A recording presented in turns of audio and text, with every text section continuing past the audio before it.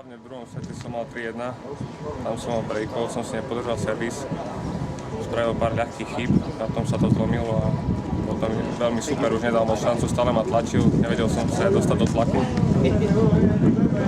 A toto vlastne rozhodlo zápas. On ako taký klasický antukár dlhoročný, niečím ťa prekvapil, alebo vedel si, čo máš na ňo hrať? Tak mal skúsenosti, predsa 38-ročný hráč, vedel kedy čo zahrať. Myslím, že mal mať dobre prečítaného. V pravý moment vedel kam hrať a toto zaberalo celý zápas. Hlavne bol som neustále pod tlakom a to mi veľmi nevyhovovalo. Tak to potom aj skončilo vlastne jeden ľahký break v prvom sete, jeden ľahký break v druhom sete a už ma tlačil.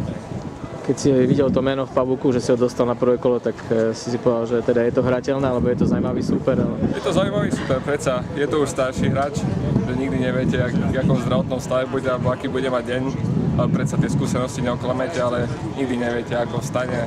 Veril som si na ňo, predsa už má dosť rokov, už takých hráčov by sa mal porážať.